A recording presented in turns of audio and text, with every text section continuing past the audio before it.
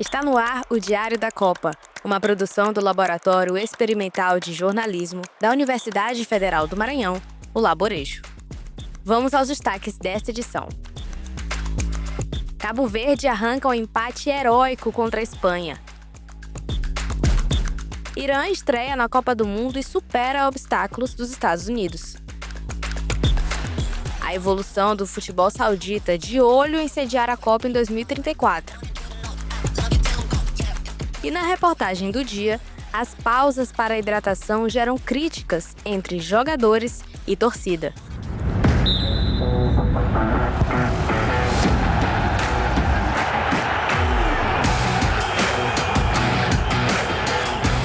Gols, torcida, emoção. 48 seleções disputam o maior torneio de futebol em busca de se tornar a melhor equipe do planeta. Mas futebol não é só competição nas quatro linhas. É cultura, política e transformação. Confira tudo sobre o que rola dentro e fora de campo na Copa do Mundo FIFA. No ar, Diário da Copa.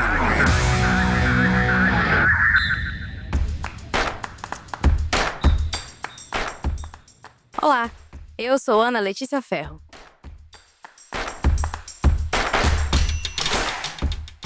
Cabo Verde segura um empate heróico contra a Espanha e rebate críticas do presidente da UEFA. Confira com o repórter Bruno Goulart. O goleiro Vozinha teve uma tarde inesquecível em Atlanta, nos Estados Unidos, na estreia de Cabo Verde em Copas do Mundo. Com grandes defesas, Vozinha segurou o ataque espanhol e garantiu um empate sem gols que já entrou para a história do futebol.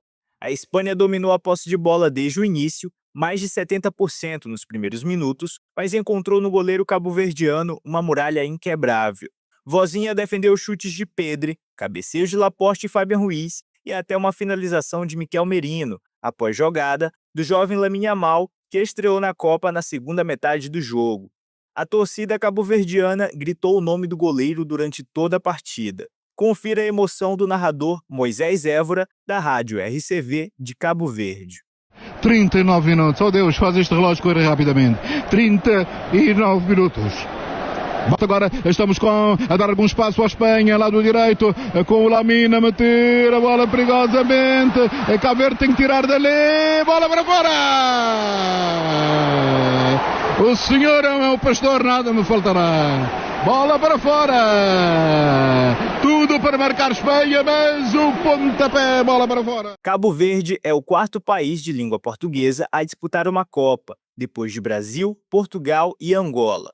O Egito também arrancou um empate diante de uma seleção europeia. Os africanos abriram um placar com gol do meia Emma Ashur e seguraram a Bélgica até o segundo tempo, quando Romelu Lukaku entrou em campo e pressionou a defesa egípcia até provocar um gol contra.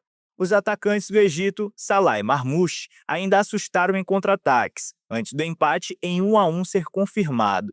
Esses resultados chegam em um momento de tensão política no futebol. O presidente da UEFA, Alexander Ceferin, afirmou que a ampliação do Mundial para 48 seleções gerou um grande número de partidas completamente desinteressantes, uma referência direta aos jogos de seleções da África, Ásia e Caribe. A declaração foi atribuída ao dirigente pelo portal esloveno Žurnal 24.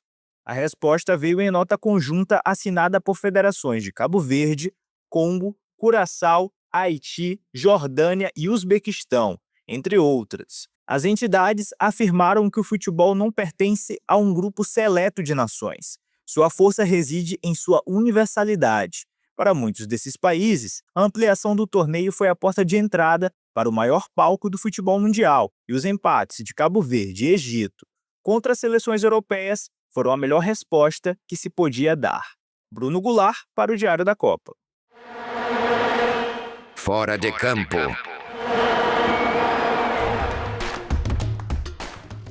Após uma série de imposições e barreiras dos Estados Unidos, o Irã estreou na Copa do Mundo nesta segunda-feira. Quem traz os destaques é o repórter Fabrício Serrão. A partida que encerrou a segunda-feira de Copa do Mundo entregou emoção nas quatro linhas e muita tensão política nas arquibancadas de Los Angeles. Dentro de campo, um jogo agitado e de muita insistência de ambas seleções. A Nova Zelândia saiu na frente 2 vezes com o gol de Elijah Just, mas a seleção iraniana mostrou resiliência e buscou um empate em 2-2, com gols do lateral Rezaian e uma cabeçada firme do atacante Moheb. O resultado deixou o grupo G totalmente embolado, já que a Bélgica e Egito também empataram na rodada. No entanto, a geopolítica também se destacou fora de campo. A estreia aconteceu no mesmo dia em que os Estados Unidos anunciaram um acordo de paz no Oriente Médio. Por causa dessa tensão e da dificuldade com vistos, a seleção iraniana precisou treinar no México e só cruzou a fronteira norte-americana para o jogo. E isso pode ter afetado a performance iraniana dentro de campo. E nas arquibancadas, mais protesto. Torcedores exibiram a proibida bandeira pré-revolução contra o atual regime de Teherã, transformando as arquibancadas em um palco de manifestação política, mesmo na presença do presidente da FIFA, Gianni Infantino. Um clima tenso que reforça: esta Copa vai muito além do futebol. Fabrício Serrão para o Diário da Copa. Análise.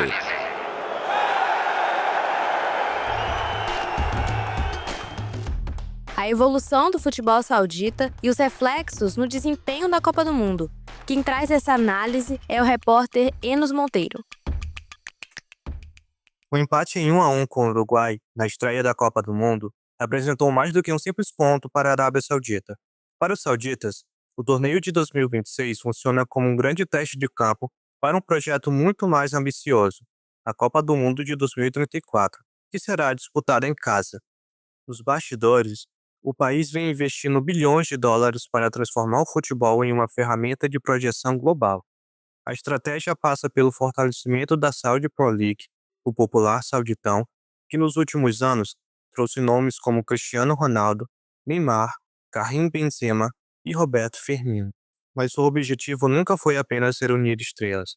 A ideia é elevar o nível dos jogadores locais, que hoje formam a base da seleção saudita. A maioria dos atletas convocados atua no próprio campeonato nacional e convive diariamente com alguns dos principais nomes do futebol mundial. E o resultado desse processo começa a aparecer. Contra o Uruguai, a Arábia Saudita mostrou uma equipe mais competitiva, organizada e menos intimidada diante de um adversário tradicional. O empate reforçou a sensação de que o país já não entra em campo apenas para participar das grandes competições. A Copa de 2026 é vista pelos dirigentes sauditas como um laboratório. O objetivo é dar experiência internacional a uma geração que poderá estar no auge da carreira quando o Mundial chegar ao país em 2034. Até lá, o plano é ter uma liga consolidada entre as mais fortes do mundo, 15 estádios modernos espalhados por 5 cidades e uma seleção capaz de competir de igual para igual com as potências do futebol. O empate contra o Uruguai não define esse projeto, mas pode ter sido mais um passo dentro de uma estratégia que olha muito além desta Copa do Mundo. Enos Monteiro, para o Diário da Copa. Reportagem.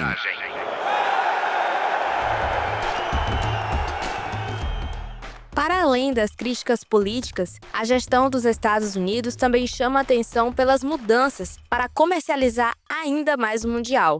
Confira na reportagem de Giovana Souza. A Copa do Mundo de 2026 tem sido marcada não apenas pelos resultados dos jogos, mas também por debates sobre a crescente influência do modelo esportivo norte-americano no futebol. Entre os temas discutidos por atletas, técnicos e especialistas está a utilização das pausas para hidratação, medida criada inicialmente para proteger a saúde dos jogadores, mas que hoje também levanta questionamentos sobre seu uso comercial. Além das discussões sobre publicidade e patrocínio, dados observados nos primeiros jogos da Copa do Mundo de 2026 indicam que as pausas para hidratação também podem influenciar diretamente no desenvolvimento das partidas. Um levantamento divulgado pelo perfil Odriozolit mostra que diversas seleções conseguiram alterar o momento do jogo após as interrupções para hidratação, em confrontos como Brasil versus Marrocos, Holanda versus Japão, Suécia versus Tunísia e Costa do Marfim versus Equador. As equipes apresentaram mudanças significativas no volume de ataque e no controle das ações após o retorno ao campo. No entanto, a realização da Copa do Mundo nos Estados Unidos, país cuja cultura esportiva é fortemente associada ao entretenimento e à publicidade, trouxe novas discussões sobre o tema. Em diversas modalidades norte-americanas, como futebol americano, basquete e beisebol, os intervalos fazem parte da dinâmica do espetáculo e representam importantes oportunidades para transmissões televisivas e ações de patrocinadores. Para Bruno Rosa, ex-jogador de futebol americano e profissional de educação física, o desafio é encontrar um equilíbrio entre a necessidade de gerar receitas e a preservação da essência esportiva das competições. Preocupa-se, obviamente, com a saúde dos atletas, com a performance física, com a performance cognitiva e com a performance técnica e tática dos atletas. E aí, com tudo isso levado em consideração, chegou-se à conclusão que é melhor você fazer essas 2 interrupções de aproximadamente 3 minutos. É uma decisão respaldada pela ciência, né?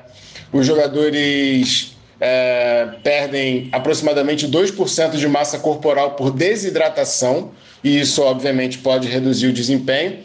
E um estudo publicado esse ano mostrou que pausas para hidratação e resfriamento diminuem a temperatura corporal, a frequência cardíaca e a perda hídrica dos jogadores. Então a FIFA está respaldada cientificamente por isso. A pausa para a hidratação se tornou um símbolo das transformações vividas pelo futebol contemporâneo, dividido entre a necessidade de preservar a saúde dos atletas e os interesses econômicos que movimentam um dos maiores eventos mundiais.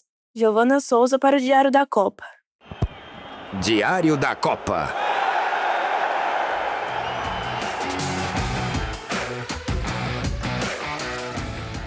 As informações que você ouviu nesta edição foram originalmente reportadas pelos portais O Globo, FIFA e Jornal 24. Por hoje é só, pessoal. Mais notícias sobre a Copa do Mundo FIFA 2026 na próxima edição ou no portal laborejo.com.br. O Diário da Copa é uma produção do Laboratório Experimental de Jornalismo da UFMA, Laborejo, em parceria com a Rádio Universidade FM e TV UFMA. Ouça também pelo Spotify, Deezer ou YouTube do Laborejo. Até amanhã! Diário da Copa. Produção: Ana Letícia Ferro, Bruno Goulart, Enos Monteiro, Fabrício Serrão e Giovana Souza. Apresentação: Ana Letícia Ferro. E sonoplastia: Cylon Souza.